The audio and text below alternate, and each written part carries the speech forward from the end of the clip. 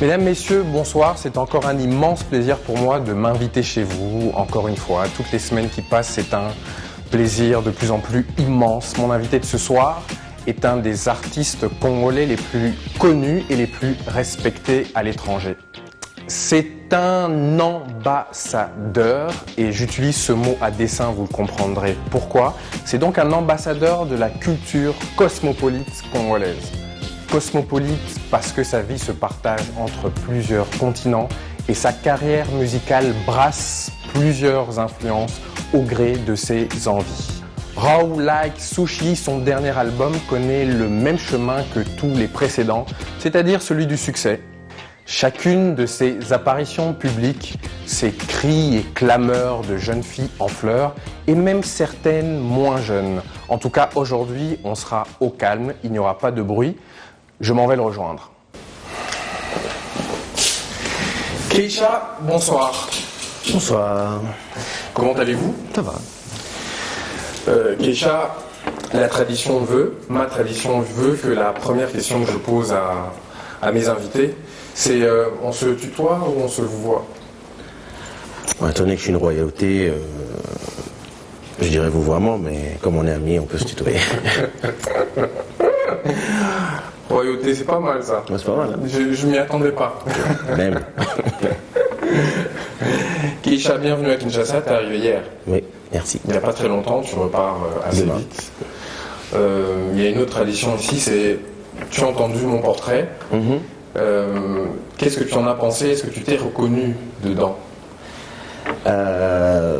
Doit-on se reconnaître ou doit-on être reconnu par les autres? Je pense que ce qu'on est, on le ressent, mais ce que les gens en font, c'est ce qu'ils ressentent. Donc, oui, je me reconnais, on va dire... Il y a un truc qui est sûr, c'est que j'ai oublié de mettre philosophe dans ton portrait.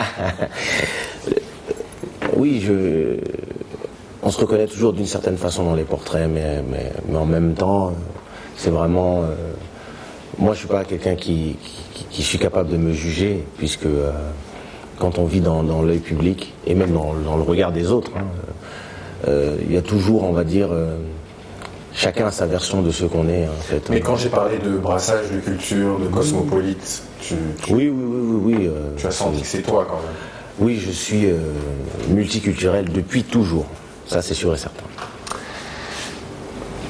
On va prendre la trame de l'émission, telle qu'elle est, telle que je la pratique tout le temps. Keisha, tu es né où et de qui? Je suis né à Kinshasa et de ma mère, j'espère. C'est tout? Ben oui. Oui, non mais Mon père aussi. il y a eu un contributeur, je suppose, à ça, non? Je pense qu'il y a eu une contribution, comme pour nous tous, quoique de nos jours. Anyway. Oui, de mes deux parents. Donc, Et ils étaient qui? Ou ils sont qui? Édouard et Catherine sont leurs noms. Édouard et Catherine. Oui. Bon, il y a beaucoup de gens qui le savent déjà, hein, mais je vais quand même poser la question. Que faisaient tes parents? Alors, ma mère est très belle, Magnifique. est une femme d'affaires, entre autres. Elle gère, c'est quelqu'un qui gère. Et mon père, je pense qu'on a besoin de plusieurs livres pour résumer ce qu'il est. Donc, on va dire que c'est un honorable, comme on les appelle affectueusement ici. Alors, au-delà du fait de te faire parler de qui ils sont, je vais plutôt essayer de te faire parler de l'éducation qu'ils t'ont donnée. Qu'est-ce que tu en as gardé? Une éducation... moi, je pense que je fais partie des chanceux. Donc, j'ai eu la chance d'avoir une très bonne éducation. Je parle plusieurs langues. Tout ça, c'est grâce à eux. Mais aussi les valeurs. Et les valeurs qu'ils m'ont transmises se retrouvent dans ma façon de vivre, dans ma façon de travailler, dans ma façon de faire du business et même dans ma façon de m'entourer des gens. Vous êtes une fratrie de combien? Dans ce cocon, vous étiez combien? 6. 6 enfants. Tu as parlé de l'honorabilité de ton papa. Moi, j'aime pas ce mot, mais c'est pas grave. Parce qu'il est sénateur, beaucoup de gens le savent. Avant d'être sénateur, il a exercé beaucoup de responsabilités au plus haut sommet de l'État. Il a été ambassadeur en France. On parle de Édouard Mokolo Wampombo, au cas où certaines personnes ne l'auraient pas reconnu. Bon, il y a des gens qui ne le savent pas. Hein. Il a été ministre des Affaires étrangères, ambassadeur dans plusieurs pays. Il a été chef du renseignement extérieur pendant longtemps. Ce qui me frappe, parce que tu l'as dit, on se connaît déjà un peu, quand j'observe cette fratrie, c'est la fibre artistique qu'il y a chez chacun de tes frères et sœurs. On parle de l'architecture, on parle de l'infographie, on parle de la musique, on parle les mangas, les dessins animés. Enfin, il y a à l'intérieur de cette fratrie une véritable fibre artistique. Pourquoi? Comment ça s'explique ça? Parce que ça se voit pas sur le CV de ton père, hein, que tous ses enfants sont des artistes. Mais c'est un grand danseur. C'est vrai. Mais moi j'étais petit. Hein. C'est un grand danseur aussi, et c'est un grand mélomane. C'est quelqu'un qui a fait beaucoup aussi pour la musique congolaise. C'est quelqu'un qui a beaucoup aidé nos stars d'aujourd'hui. En fait, il y a quelque chose dans l'être humain qui est ce problème de la boîte. C'est que voilà, la boîte, l'objet. La boîte, c'est-à-dire on aime bien mettre les gens dans des boîtes. Donc, si ton père est président de la République, par exemple, je prends un exemple, par exemple, qu'on a eu en France, quand j'habitais en France, un des fils de Sarkozy voulait faire du rap, mais son père est président. Donc il n'a pas le droit de faire du rap parce que son père est président. Et moi, c'est un truc que je trouve bizarre. C'est-à-dire qu'on est tous, finalement, avec nos rêves, qui se développe, hein, et avec chacun un talent pour quelque chose. Donc il y a quelqu'un qui va peut-être être passionné de cinéma. Et parlant de cet exemple-là, tu crois que s'il avait été bon, la question se serait posée? C'est une question intacte en même temps. En fait, hein, le truc c'est que personne ne s'est même posé la question s'il était bon, puisque personne n'a écouté. Possible. On ne sait pas. C'est-à-dire qu'on a décidé que comme c'était le fils d'un tel, bim, fin, dans la boîte, t'as pas le droit. Et moi, dans ma jeunesse, j'ai eu droit aussi à ça. C'est-à-dire, pas des gens d'ici, puisque à l'époque, on était en France. Ici, les gens finalement, ont commencé à me suivre assez tard, hein, peut-être après le 3e album, à partir de Kéchandi, quoi, plus ou moins. Mais nous, quand on a commencé 10 ans plus tôt, ben, on avait droit aux mêmes choses. Ouais, mais attendez, vous habitez dans le 16e, ah, vous êtes des enfants de riches, etc. Laissez la musique, genre, que la musique c'est réservé aux pauvres. Alors que la musique, je pense que ça n'est réservé à personne, et Dieu donne le talent à qui il veut. Et donc, si tu es inspiré, et que tu as envie de chanter, de rapper, d'écrire un livre, de faire du cinéma, d'être acteur, etc., l'important n'est pas d'où tu viens, mais quelles sont tes habiletés. Et si tu fais quelque chose de bien, les gens vont le reconnaître. Et je pense que c'est le plus important. Et la société, parfois, a du mal à séparer ces choses. Donc Quel adolescent tu étais? C'était qui, Geisha, adolescent? C'était il n'y a pas si longtemps. Bon, ça commence à faire quelques années, mais tu t'en souviens quand même. Et un peu. J'étais qui, adolescent? Bah, j'étais déjà à fond dans la musique.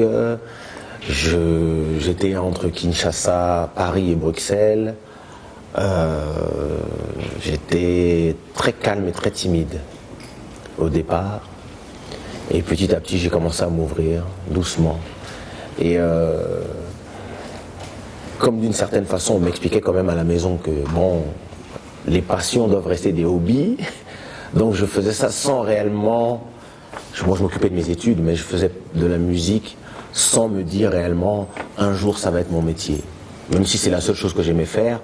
Bon, on m'avait mis en économie, donc bon voilà, hein, je disais, bon, peut-être que demain je vais avoir un poste quelque part, etc. Et finalement, c'est vraiment les gens qui m'ont poussé à être finalement à croire dans le rêve en fait. À quel moment est-ce que tu commences à croire en ce rêve? Que tu commences à te dire, ben, ce que je vais faire, c'est faire de la musique, chanter, écrire des chansons. Il n'y a pas une limite, il n'y a pas un moment clé où tu dis... Il n'y a pas une révélation, genre non. J'ai vu la lumière. Non. On le sait dès le départ, c'est en nous. Et je pense que tous les gens qui ont une passion peuvent être d'accord avec moi, c'est-à-dire que on a ce rêve, il est là, et ça va être selon les portes qu'on va prendre, les portes qu'on va enfoncer ou qui vont s'ouvrir, et les choix qu'on va faire, qu'à un moment, on va se réveiller, se dire, tiens, c'est devenu une carrière. Il n'y a pas un moment où on se réveille, on dit, ah, je vais être Starsky Hutch. Non, ça n'existe pas. C'est selon les choix, les trucs, les rencontres. Désolé. Non. La référence. La référence à Starsky et Hutch m'a fait repartir loin. Réveiller beaucoup de souvenirs, la voiture rouge avec le bandeau les blanc, favoris, les pulls énormes. Ah non, Colbert Inferno. Donc forcément, toutes ces évocations, ça m'a fait rire. Mais bon, moi je sais que tu es un gars marrant depuis longtemps. Tu as commencé la musique en France, enfin en Europe. Je crois. Oui, on va dire ça comme ça. Mais j'ai toujours voyagé, donc quand on a des parents qui voyagent tout le temps, on voyage tout le temps aussi dès petit. Donc, on va dire, la première fois que j'ai touché un synthé, c'était... Ouais, c'est quoi le début de ta carrière? C'est un concert? C'est l'écriture? Alors à la base, je voulais même pas je voulais pas être sur scène. Moi. Je voulais faire de la musique pour les autres, parce que moi à la base, je suis compositeur. Donc, à la base, c'est ma mère qui m'avait acheté un petit synthé au drugstore de Paris, et j'avais commencé à essayer de rejouer la musique de Super Cocktail.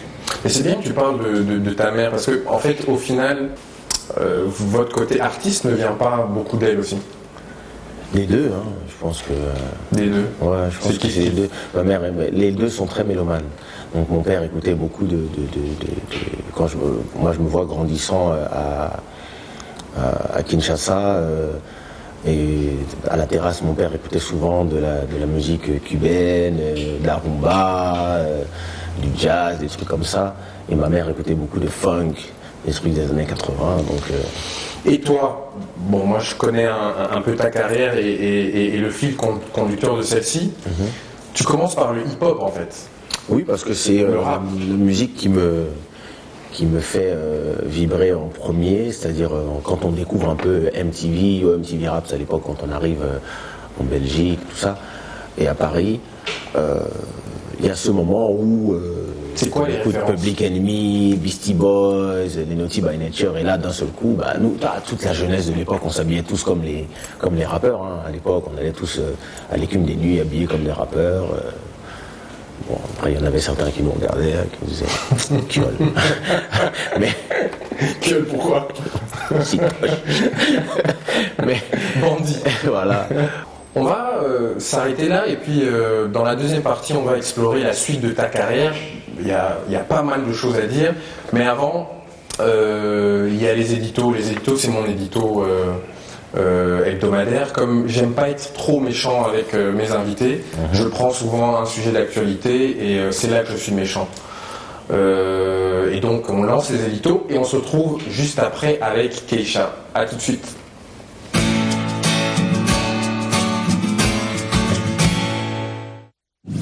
Le maréchal Mobutu est décédé le 7 septembre 1997. Quel héritage laisse-t-il derrière lui 18 ans plus tard? Personne n'ignore que la République qu'il laissa derrière lui était en décrépitude déjà depuis une dizaine d'années. Une armée dont les deniers étaient détournés sans aucune vergogne, une faillite collective et morale majeure. Une autorité largement entamée depuis le processus de transition commencé avec la conférence nationale. Le constat tel qu'on le fait ici paraît très sombre. Une éclaircie dans ce ciel nuageux paraît très très difficile à percevoir. Mais la personnalité de ce monsieur traverse les époques. Le rayonnement presque physique qui émanait de ses discours reste dans la mémoire collective. Même l'indéfendable pouvait être défendu au travers de ce phrasé mélange d'autorité et de persuasion qui, aidé par une propagande efficace, frôlait presque la magie. Et puis surtout, ce sentiment indélébile que même les énormes puissances agissant autour de nous, dont le but final est cette fameuse balkanisation, n'arrivent pas à effacer. Ce sentiment indélébile donc que même nos particularités ethniques n'arrivent pas à tuer. Celui d'être avant tout zaïrois à l'époque, congolais aujourd'hui. Alors pour toutes ces raisons que je viens d'énumérer, Merci, mais dommage.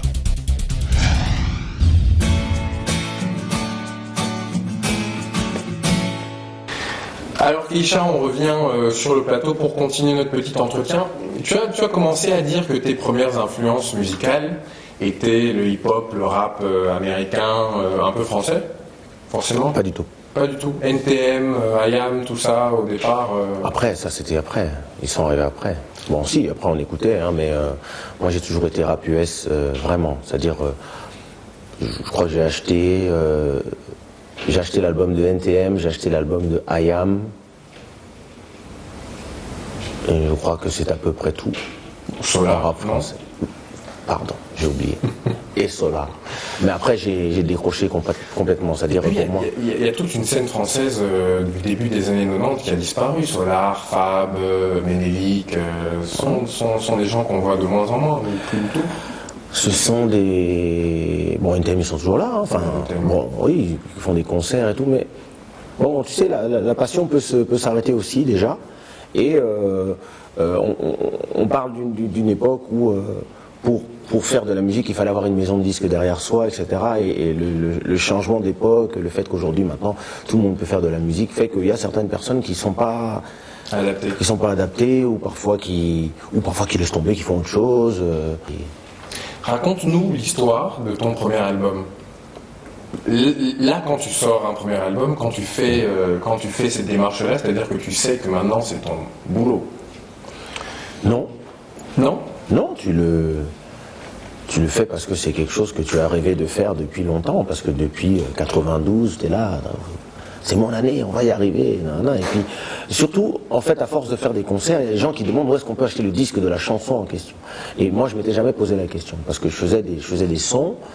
Après avoir fait des sons, j'allais en concert, je chantais mes chansons, et pour moi, les gens connaissaient les chansons parce que de concert en concert, j'avais, voilà. Donc, à un moment, tu as une chanson, c'est ton premier tube, que tout le monde connaît, et à un moment, les gens disent, ah, j'aimerais trop acheter le disque, où est-ce qu'on peut avoir le disque? Là, tu fais, ah ouais, c'est vrai ça. Et là, l'idée de l'album arrive. Là, tu commences à plutôt chercher une maison de disques, en fait. Et là, les premiers refus commencent, parce que on est en France. Et même si mes amis travaillent à Universal, etc., ils m'expliquent, oui, non, mais c'est génial ce que tu fais, mais il faut que ce soit en français. Mais après, En fait, j'ai... Bien après, tu commenceras à chanter en français. Oui, à oui. faire des chansons en français. Oui, mais c'est chanter. Ouais. Chanter, c'était plus facile, c'est-à-dire... mais rapper, j'ai jamais réussi à rapper en français. Et donc, le premier album sort en quelle année? En 98. 98, premier album. À ce moment-là, tu as pris le virage zouk anti. Déjà. En fait, même pas.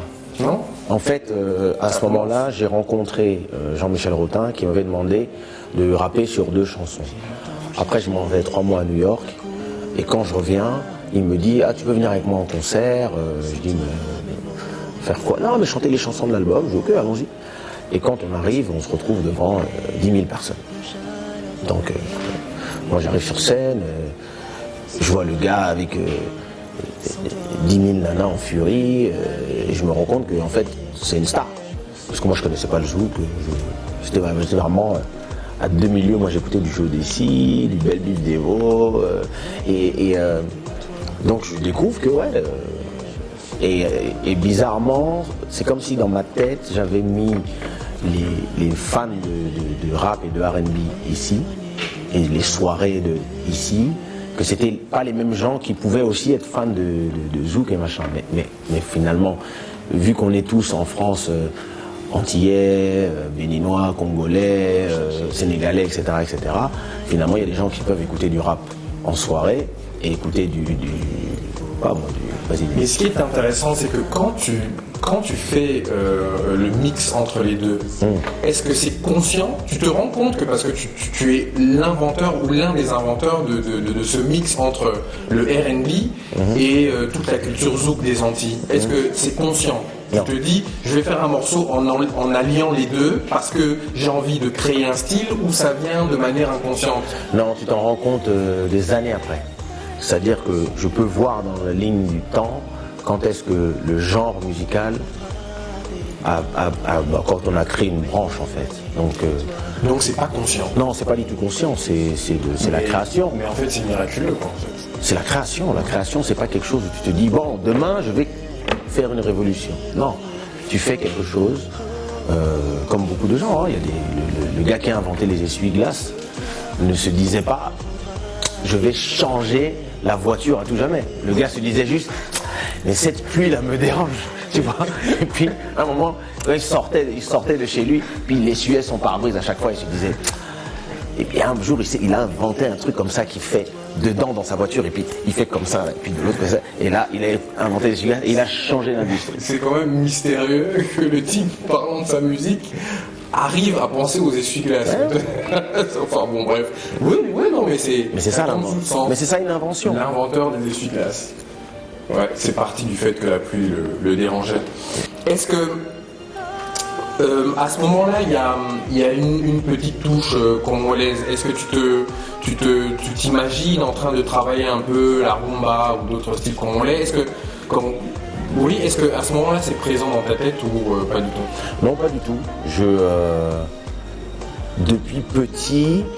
Alors j'ai vu tout le monde chanter à la maison, hein, bien sûr, dans les réceptions familiales. J'ai vu tous nos artistes, les Taïko, les Franco, les Kofi, etc., chanter à la maison.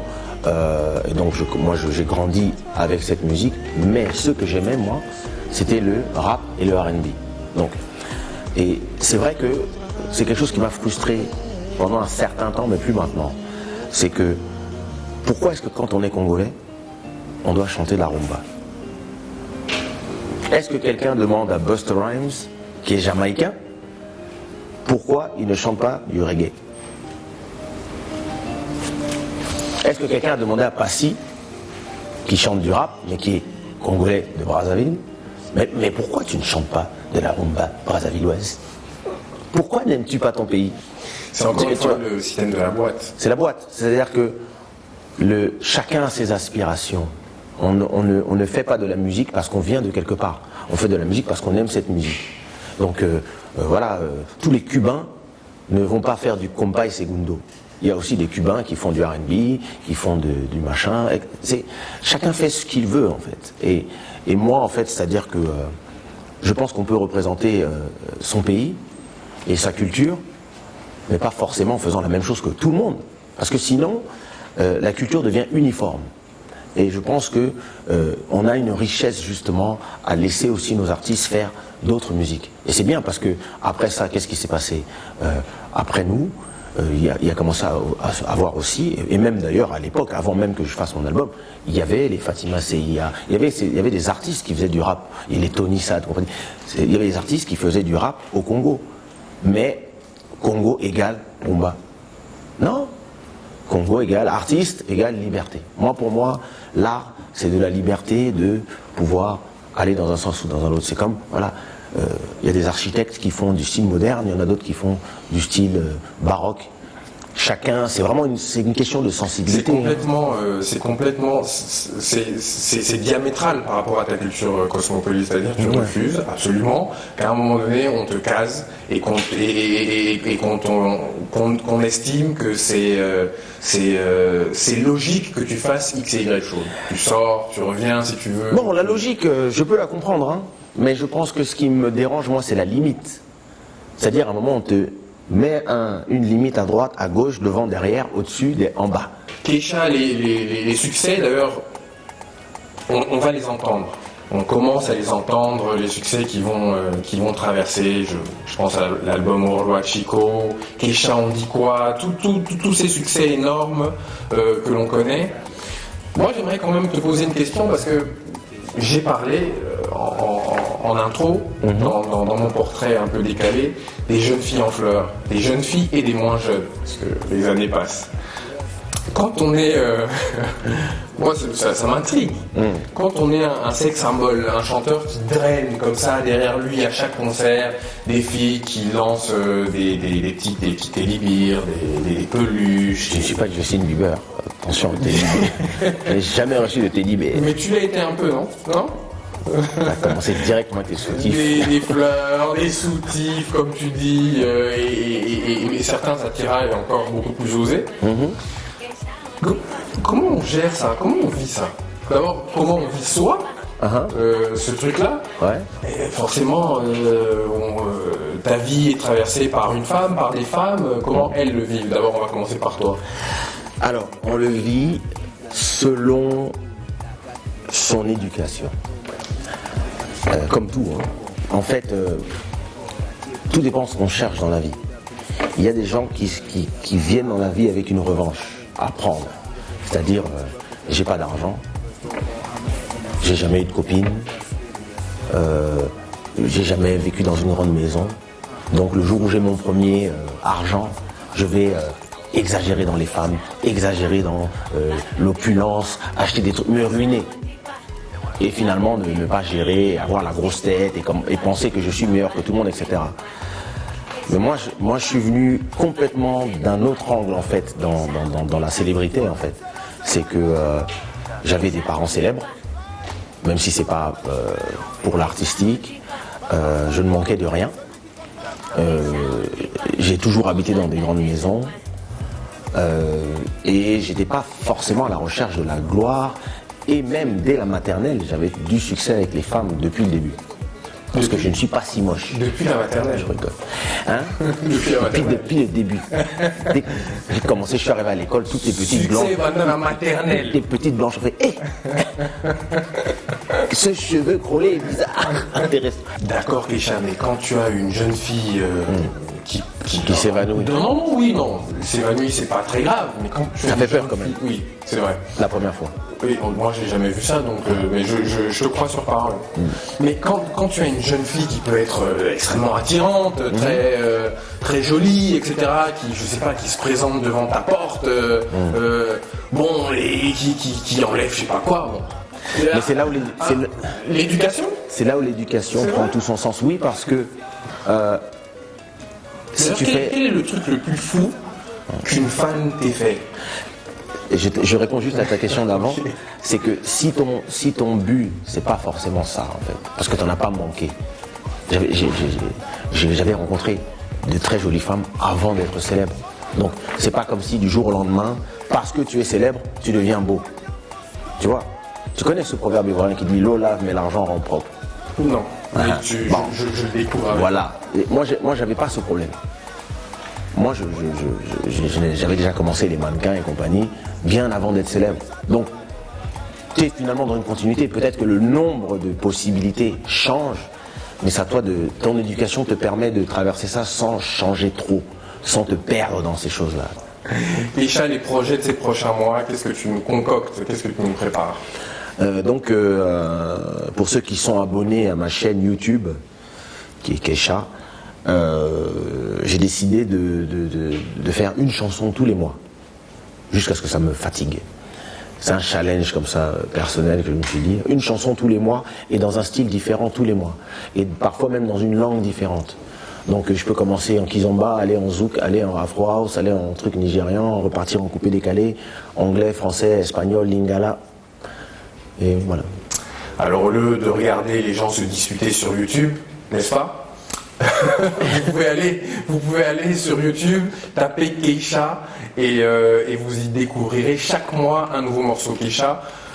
Ça a été un plaisir, c'est passé trop vite. Merci d'être venu. Avec plaisir, merci beaucoup de m'avoir accueilli. Et quant à nous, on se retrouve la semaine prochaine avec un nouvel invité. Au revoir. Très bonne émission, très intéressante, très philosophique. Voilà, on s'est bien amusé et j'espère revenir bientôt pour la suite, car ces choses-là sont toujours pour vous. On n'a pas le temps de dire tout ce qu'on veut. Merci. Merci à vous.